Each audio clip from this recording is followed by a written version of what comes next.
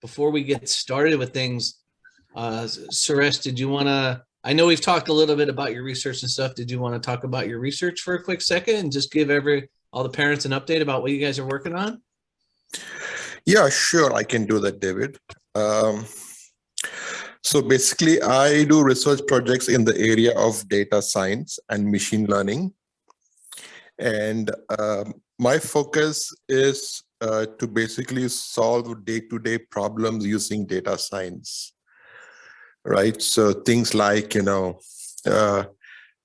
simple things like detecting spam, that is one possibility, right? How to find, how to predict the crime rate in a particular place, right? How to detect like a fake review, how to use kind of image classification to assist in your day-to-day problems, right? So things like that. So I primarily use publicly available data, and I help the students learn how to build models using that. So my focus is not just basically building a model, but this is also how to collect data, how to like clean data, because when you go and then do real life projects, you find that the data that you get is pretty dirty, right? You will not get the kind of data that you get in a Kaggle competition. So how to go out and get data from various sources, how to clean it, then how to use it for building a model, like how to actually refine a model, and how to use the model for something useful, right, in your life. That is my basic focus, right? And I also insist that the team learn how to work in a team, because when you go to a corporate world, like, you have to work in a team.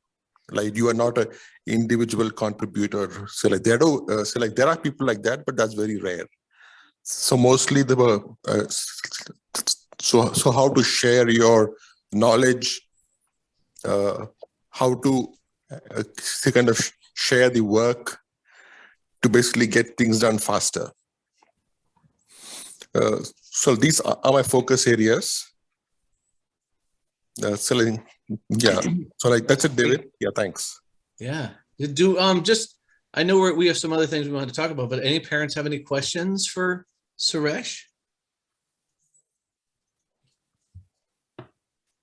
You put it in the chat or just unmute. Since we have some advisors here, it's always good to give you an opportunity to talk to them and ask questions.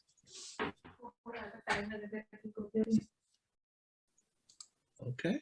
I mean, obviously you can ask questions throughout the meeting. It's not just this moment. If you think about it later, just let us know.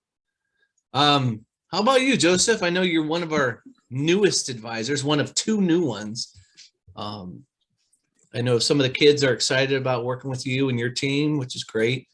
Right. We've just been getting started with the operations for all the individual projects. Today, we had a bit of a meeting to discuss how to approach research papers, because those can be something that maybe they don't have a lot of experience beforehand interacting with and interpreting. It can be very challenging to not know what's going on, but still get something out of the experience of reading it. And so I talked about some kind of skillful means of, this is how you go and look at an abstract and get meaningful information. This is how you interpret what their motivation must have been. And once you know their motivation, it kind of makes the methodology make more sense. And I walked them through they had some questions about how publication happens, which I try to work with. And over the course of this week, we're going to be opening up on the 3 projects. Lazy Eye is the first, and it's the biggest group. We're going to be looking at novel ways of addressing the of lazy eye in post-critical period adults. Because normally if you have a child with lazy eye, you can try and give them a patch and have them do some training. And studies show that that's modestly effective, but for adults, there's not very much. But recent studies have shown promise, and so we're trying to build on that. And then the other group is the other two groups, one is working with slime mold, which is a very unique and interesting protist that has kind of interesting computational abilities despite not having a nervous system. And the third group is looking at self-organizing maps, which are kind of a novel type of topological neural network, and trying to improve the algorithm itself. So it's more of like a honing of the tool and making kind of test cases to see how good we can make it, how robust.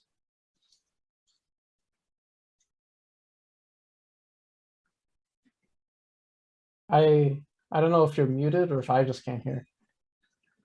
Yeah, I muted for sure. Like that's good stuff. Depending on my setup, I have a external microphone and I usually hit the mute button on that and then I forget that I'm on or off. It just depends. How about you, Sahar? How's your group doing? I know you have 71 kids. Am I right? Yeah, 72. I mean, it was 73, now there's 72. So. Yeah, it's going great. So lots of awesome projects. Actually, we are reaching to a stage of projects that are getting exciting. Like we just submitted to, for one of my team, creative influencers, just 2 days ago, I submitted the abstract to the Society of Neuroscience of Creativity, which one of the biggest society of neuroscience in the field of neuroscience. So the very famous neuroscientists that they work in the domain of creativity, they work there. So it's very exciting, you know, at this age, you know, submitting your abstract to such a great society. But so here is the thing, I train my team that the outcome is not important. Like even if we get accepted to, you know, if our work get accepted for the conference, it is wonderful. It's a great achievement. But if for some reason our project is not qualified or has some stuff that's not up to their standard, it's still a learning. It's still a phase that, you know, there are so many scientists that they send their work at different stages of their academic career and they get rejected. So that's a part of research, to hear what is the rejection, what is the reason, what you need to work on. So it's a great learning. I mean, so that is with one of the project. I had meeting with my human connector team that they are moving to the second draft of the book, and they show me the cover of the book. It is amazing. It is mind-blowing. So it just like I have so many projects that are reaching to some meaningful stage of where they are. Pretty exciting. I'm very happy for them. I recently started working on NLP project, natural language processing project. And within that project, we end up having 3 smaller projects that each one of them are working. So looking at the graph theory with NLP and looking at Zipf's law and testing it on 50 languages. So it's getting really exciting.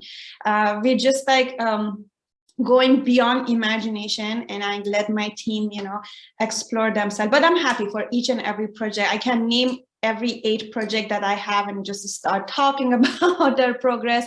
But for sure, we are in a good stages in every project.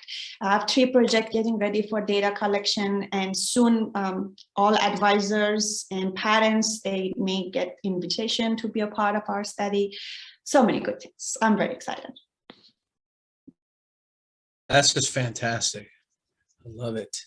I know you have big groups, and like you said, I think that's always a question we get. Remember this past weekend, even at the prospective students that were looking, researchers, is they like, what happens, and to hear about the sub projects and the spin-off projects and those things, that's exciting. So that's happening within our groups.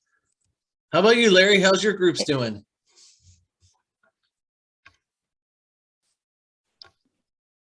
Maybe he checked out. I don't know. Took me a while to find the unmute button. I'm not the only one. You're not the only one. Okay, so I have some groups that are doing some very interesting thing. I have one group which is doing quantum physics stuff for calculating the atomic energy levels using Hartree-Fock and post-Hartree-Fock methods. They're trying to find some new methods that give better results than has been traditionally done. I have another group who is doing quantum computing that's doing creating molecules that could potentially be synthesized in the lab by doing a machine learning methodology for doing the molecule creation. I have a group that is just finishing up a big data project on imaging to detect breast cancer, and they're writing up their paper and they're going to look for a new subject to work on as soon as they get that one written up. And I have another one that's doing the correlation between socioeconomic conditions and the spread of COVID-19. Awesome, Larry. I know I love hearing the updates. Hopefully the parents do too. It's great to hear you kids, you're working on the publications with them too. The thing I wanted to mention real quick before we go to Edward and Rob is this Saturday, we have a Saturday seminar where we're going to be talking about the peer review and publication process again. Edward's going to be running that for us. And so that is one of our Saturday seminars for all of our researchers. So they get to learn more about that and understand that process too, as Sahar mentioned and Suresh and everybody on the call, that this is part of that. And one of our key learning outcomes is developing those skills. What do you have going on, Rob? Yeah, all kinds of stuff. My groups tend to start off a little bit more slowly just because for a lot of them, we have so many different time zones that it takes them forever to negotiate a mutually acceptable time. Like for the mini black hole project and for the Voynich project, actually for all of them. You know, we've got people spread across the US and across the globe. So, but they're coming together. I'm about to bestow 32 pages of some really ugly math on the mini black hole kids. So that'll be fun for them. We're just Ugly math. What does that mean? It means if it weren't sanctioned, it would probably have to be forbidden. Oh, got it. Yeah. So it's the classical, Dr. McMahon will like this. It's the classical two-body problem. Gravitational forces between two bodies sharing a common barycenter. Interesting. And then we've got probably the things that are kicking off the most are the applied engineering things. A lot of the students are, researchers are really excited about, for example, RoboChem and the robotic stuff. So we're having a good time. That's good to hear. I like it. Will your groups be using the electron microscope? Which groups are going to be using that? The groups that'll be using it will be the ones that'll pay me. So Joseph's group, I got it. We're looking for kickbacks. No, there are going to be all kinds of groups, material science stuff. I'm assuming that there'll be some use out of the biological sciences, but I just don't have firsthand knowledge of the project. Sure. Yeah. Chemistry, I think Edward and I have talked about it before, and chime in, Ed, but I don't think the resolution we have is sufficient for any of the structural chemical stuff he's doing.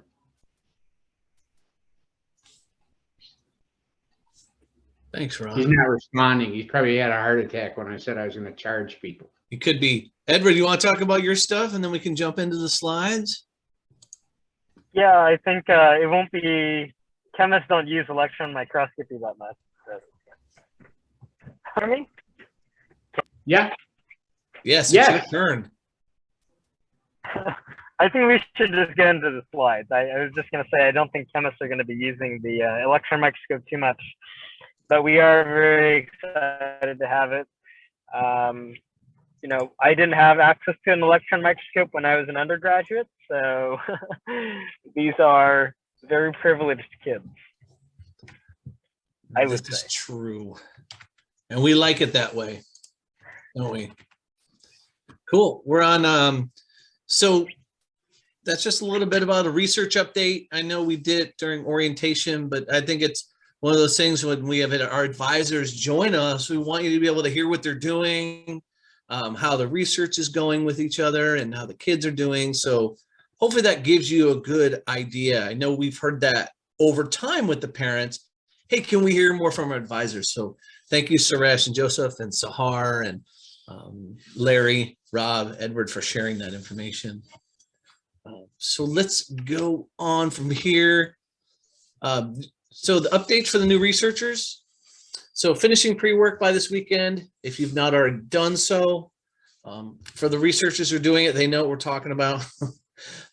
If you as a parent aren't sure if your child is doing it, then definitely ask them and see what they tell you. And we can definitely help you figure that out if you need to. Lab safety training. I know, Edward, I've seen some stuff going around from Jordan about that. How are we doing in that area? Yeah, just one quick message from Jordan and the laboratory team.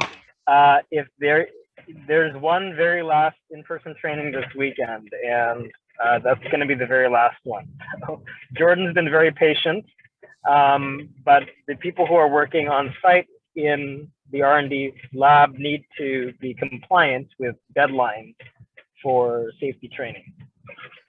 That's it. Okay, cool. That's good. Rob, how about the computational resources training? How's that going with the kiddos, with the researchers? I really don't know. I mean, I'm not involved in that. They don't periodically toward the end of it, if we've got the wrong version up, they're calling me, asking me for credentials to get on the system, but it's pretty much. It's a bunch of basic training on how to use a Linux cluster, how to do basic shell scripting, things like that. So there's no actual deliverables for that except for a computational resources agreement that all the kids need to sign who use it. That basically says, I'm not going to abuse the cluster. There you go. That's important. Yep. Very important. And I think that lends to what you were saying about self-initiative. And I'll let you guys talk about that a little more. But, you know, when we look at our safety training, you know, we're patient for sure. But part of it is, in order to be a successful researcher, is going to be that key to be taking the self-initiative to do that. Is to take care of. Sorry, I was just muting someone. I got a little distracted finding them. Is that key to success? We talk about this all the time. And it's one of those things that the advisors will keep talking about. That if you don't take the self-initiative, your son or daughter will miss out. They'll definitely miss out, and they won't be as involved or as invested as they need to be to feel successful. And oftentimes what happens is myself or Sahar, Rob, or Edward, we end up with calls with parents whose son or daughter feels left behind or isn't caught up, and it's because of the self-initiative. It's really about their lack of engagement that gets them in that trouble. Yeah, more than anything. That's the one that kind of gets them pumped up there. But just remember that if you're not sure whether they're self-initiative or whether they're keeping up, have your son or daughter ask their advisor directly. Just ask them, hey, do you feel like I'm caught up? Where do you think I should be? Am I interacting with the group well? And that's that time and mind commitment as well.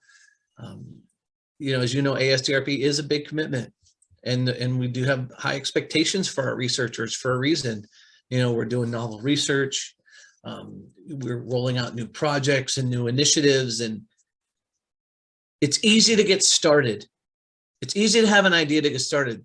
The hardest part of research is staying committed day in, day out, and letting yourself go through that ebb and flow of whether you think the research is successful or not, and celebrating those milestones along the way.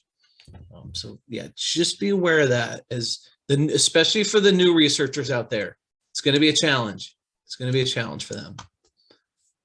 Edward, Rob, did you guys want to add anything, or Sahar? Okay, excellent. Okay, our events, just a quick reminder, colloquium every Tuesday and Saturday seminars, which is this week. Just remember, those are mandatory for all the researchers. We need everyone to attend. That's all part of the development and part of the commitment that they signed off on when they started. So if they need to miss for any reason, that has to be approved and cleared with the individual faculty advisor who works with them on that. So just make sure that communication is clear. And the thing that we don't want, and which we don't do, is, hey, I'll watch the recording later, or is there a recording? You know what? We don't even answer that question when they ask, because they should be participating. And if they miss it, then, have them talk to their friends. So just so you know, that's the way we look at it. The participation is key, not watching the recording later as a way to miss out on things. We understand things happen.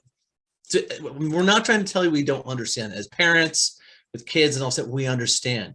But we need to reinforce with our researchers the importance of attending these things in their development. Otherwise, they're going to be left behind. We don't want that to happen. Anyway, enough about that. Intellectual property. I will let our department chairs jump into this one.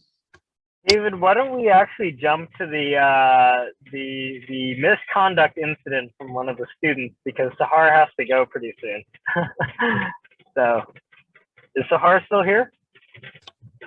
Yes, I'm here. Do you want this slide, Okay, Sahar? all right.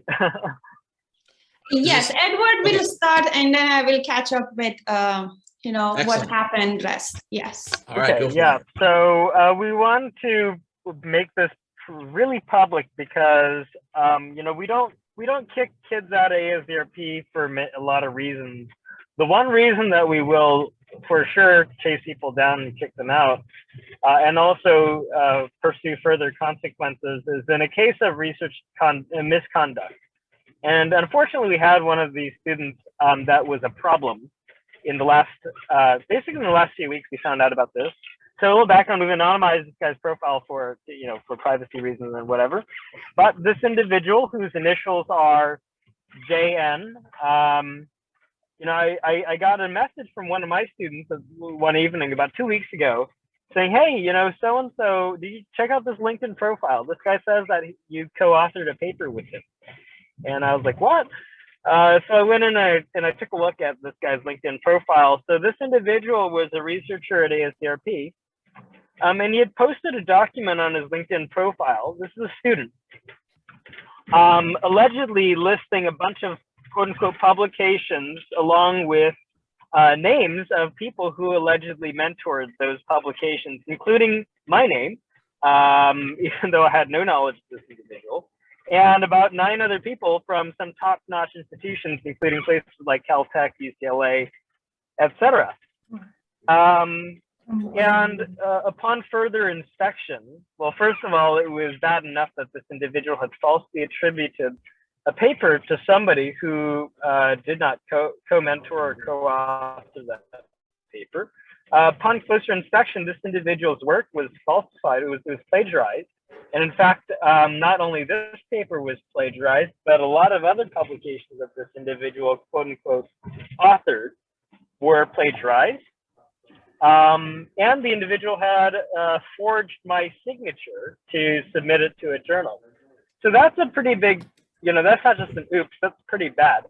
So Sahar will talk about how we responded and the consequences that this individual now faces. Sure. I mean, as Edward says, our strategy was first to make sure that, everything that this kid is reflecting on social media, is getting investigated. And so we request this individual to show up to a meeting, Zoom meeting with all of us, me, Edward, Robert, his previous advisor, and then his parent, which in this case, mom showed up. So before that, we sent him an email that he has to be there at a specific time with his parents. And we raised some question that, are you aware that, you know, all these research, what are the consequences for misconduct, or if you even try to bring someone else as a parent to the meeting, Zoom meeting.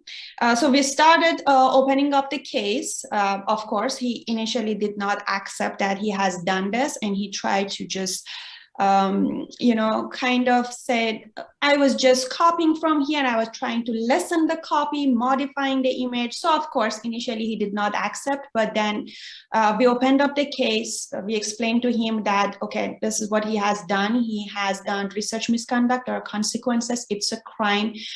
We also opened his LinkedIn profile. He has falsified his identity as so many things, like Stanford intern, founder of a STEM lab, you know, biomedical inventor. Like, being in the science, you know that for being an inventor, you need to have a patent. In order to become biomedical inventor, you need to have a permit from FDA.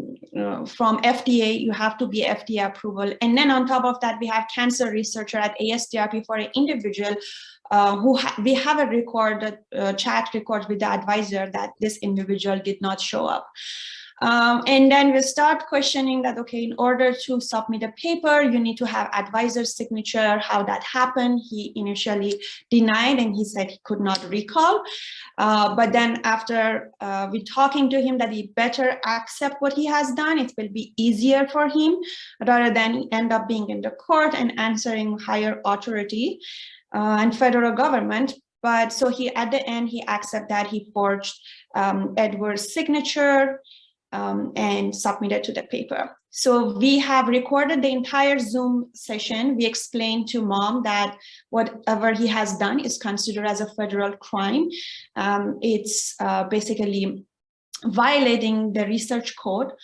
So as a result of that meeting, we asked him to send an email to the publication mentioning that he has forged signature, he has copied the research conduct, he has violated the research conduct, and also we asked him to put it on his LinkedIn social media and keep the post for 7 days.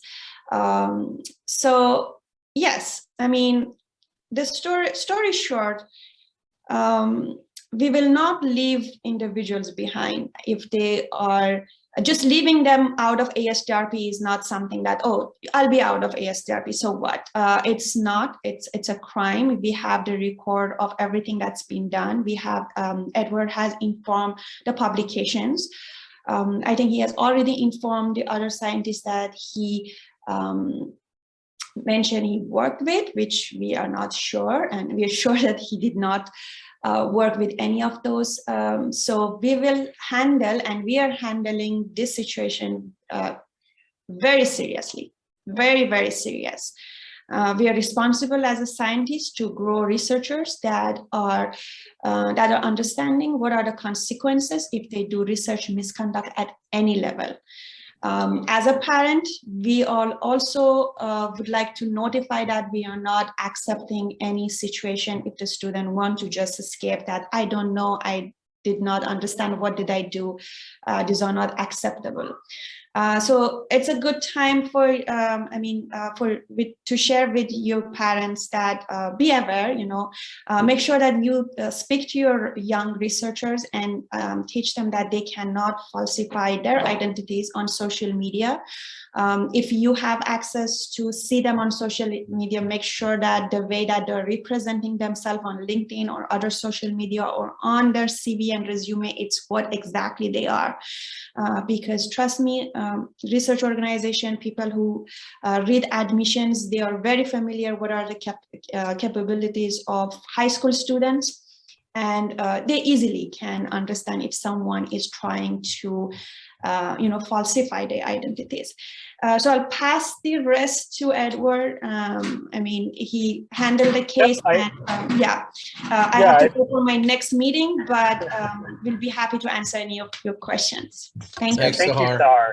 Thanks, Thanks, Sahar. Sahar. And, folks, at the end of the day, we hope that this is a pretty important learning experience for the individual. Unfortunately, he has to suffer some consequences, including, being kicked out of ASDRP. And we did contact, out of just, ethical, basic ethics, we had to contact all the other scientists that he had listed, indicating that this individual had committed X, Y, and Z fraud. And so there are people now at Caltech and UCLA and some other fairly high-end institutions that know, and all of a sudden, there's a lot of other fraud that's popping up around this individual's profile, including an individual at an institution in Southern California who also did not know that his name was being attributed to a paper that was also plagiarized. And Robert has done a lot of extensive plagiarism checking on this individual's profile, and it was almost sad and also kind of funny because the plagiarism checker engine that Robert uses, there were so many hits that it had to be sent via a zip file because it wouldn't attach to the PDF. So You rang the bell. The point being, it's important to us, and I hope it's important to all you parents too, that we're not just building kids' resumes, that we're teaching them principles, how to be ethical researchers, how to do things the right way. At the end of the day, that's why we're here. We want to train young people who not only know how to do things, but know right from wrong, good from evil, who know how to do the right things in science.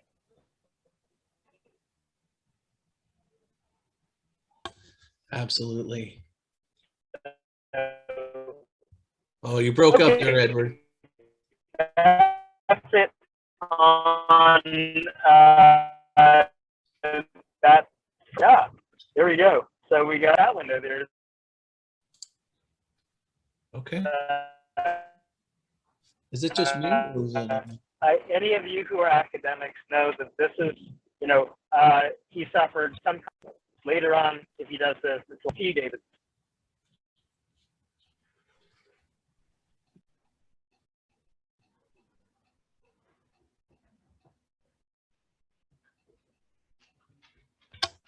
No problem. Can you hear me okay, Rob? Yeah. Okay. We can hear everybody but Edward. Okay. I think, there was a comment in the chat from a professor and teacher, and, the kind of ramifications it has.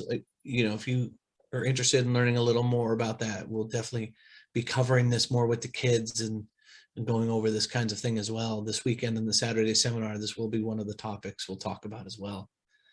Just we want to make sure what happens and when these things go on, how we handle it.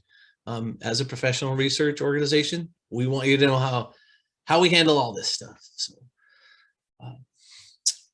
I know we had a little bit we wanted to talk about related to intellectual property, but maybe we'll get back to that in a few minutes. Just real quick, I know that recently, as the state has announced the requirements changing for the indoor masking mandates, counties are changing, and a lot of things are changing related to masking and those things. So we wanted to address that briefly, that, we still are keeping our same masking policy and vaccine requirements. Masking mandatory indoors at all times, fully vaccinated individuals. The tests are required. Vaccinations mandatory for all in-person researchers, and we encourage you to get your booster shot. So we just want to make sure you know that if you're wondering what's happening with us. Schools, I know, requiring masks still to be worn and things like that. But as a research organization where we work in close quarters, we always want to take the more conservative approach to safety especially when it comes to making sure this pandemic is under control. All the researchers are used to wearing their PPE anyway, so this allows us to continue that kind of safety towards our researchers and anyone who's there. You know, I was thinking maybe we could talk about IP in our next meeting, Rob. That might be a better choice, huh? Sure. Okay. Yeah, it's okay. We have lots we could talk about that too, and I think it's a good topic as we discuss what all that means and what we're doing as an organization as well. Take more time than we have left. Yeah, exactly. Any questions from any parents? Anybody have any questions? I know there's a few in the chat I see. I'm going to stop sharing my screen at this point. There was a question from Ravi about, you know, do we track ASDRP graduates? So as an institution where I think our oldest student graduates are probably in their first or second or third year as undergraduates now. And it is interesting to see where they go off to. I have one student who was telling me last week, she's now a second-year undergraduate at USC. So she was able to land a research position at USC basically before she got to USC, given her laboratory experience in organic chemistry. But you know, Rob and I joke about this all the time. We tell the kids, don't forget to come visit us after you get the Nobel Prize. I don't think society has seen, and this is not patting our own back, this is patting the backs of the kids. I don't think society has seen high schoolers coming out of high school with such a diverse and potent set of skills as what we see coming out of students, especially those who have been here for a while. So it is exciting to see. We still keep in touch. Rob and I have the longest running groups. We keep in touch with our former research students, and it's always exciting to hear what they're up to. Yeah, I have one at West Point now who's who's working on explosives chemistry. So, yes. You know, you get to college though, and other things get more important than keeping in touch with a few fuddy-duddies from a year or two ago.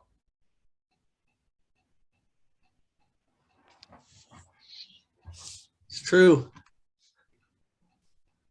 I know that with of all the university stuff I've done forever, there's probably a group of 30 students over the past 25 years that I stay in touch with, and we follow each other on Facebook, and I see their success and their families grow, and it's pretty amazing to see. It's a lot of fun.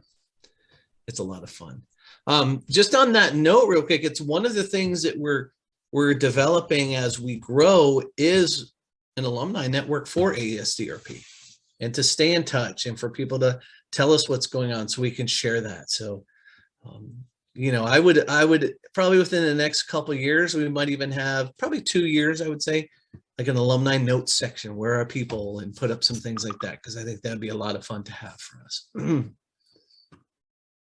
Looks like we had another question in here. Do you ever invite outside speakers to present to young researchers? Rob, you can answer that question. Yeah, we do. We're a little bit behind so far this spring, but my one of my daughters, my youngest daughter, has spoken two times, I guess, Edward, but correct me if I'm wrong, on specifically her research into the SARS-CoV-2 virus. And then there is another of her peers in graduate school who's waiting to be invited and was going to talk about some of her work that she's doing in central nervous system, specifically the brain. But we do it periodically. We've had people from biology. We've had a couple of people from physics, for example. We had a researcher who is also a part-time, an infrequent advisor who's working on the CHIME instrument up in Canada, which is a great big radio telescope. And he's presented a couple times, or no, once, I guess. So we do it. We do try and work it in. Definitely. Definitely. I mean, it sounds like there's a couple parents that said, you know, they'd be interested in being a speaker for us. And absolutely. I put it in the chat, but definitely email us with what you're thinking. And we'll have a conversation with you. You know, professors of San Jose State. I mean, this is part of the community we want to develop, is our parent network and our researchers. So this is exciting, I know, to me and to all of us to see that kind of participation. So let's definitely set some things up. There's a lot of good stuff going on out there. Plus, we want to see baby pictures. You can put those on the screen when you're talking. I think that would embarrass a lot of kids. No, but we always love getting to know you parents because you know, you are our community. Many of you actually are in the Fremont area or in the Bay Area. And it's always exciting to hear the different backgrounds and walks of life that all of you come from. And I think the kids get a lot out of that too. Sometimes maybe not your own kids, but all the other kids out there, you know, hearing about your life and your career and your scientific training, that stuff is always exciting. Exciting for us, exciting for the kids.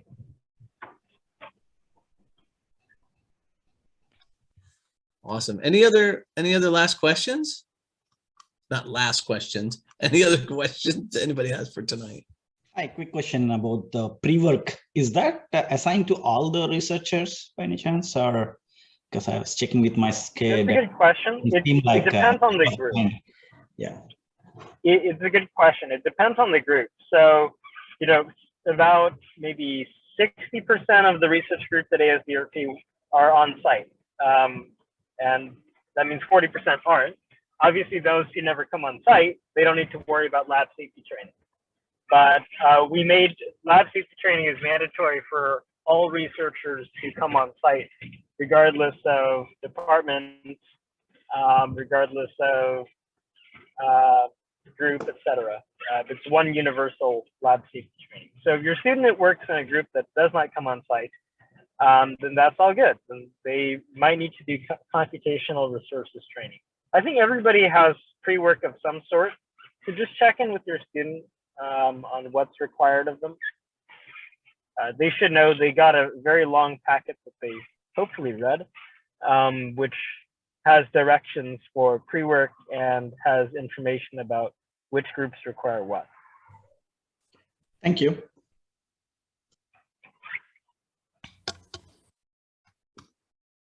Right.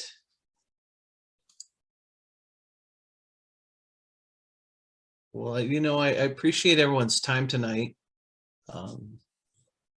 We are always grateful for our parents and for the 3 folks who said they'd be interested in doing some speaking for us. Just email us at admin, and we'll definitely get in touch with you and talk more about it, because we do look for outside speakers. That's absolutely true. We were discussing this about 3 weeks ago in our weekly admin meeting about outside speakers and setting up different dates. So it'd be exciting to share more about that.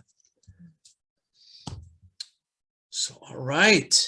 Hope everyone has a good evening. And yes, the recording will be posted. Usually we post these on YouTube within a week or so. We'll get that up for you if you missed the call. We'd love to be able to share that more with you. So everyone have a good evening, and we'll see you in a couple weeks.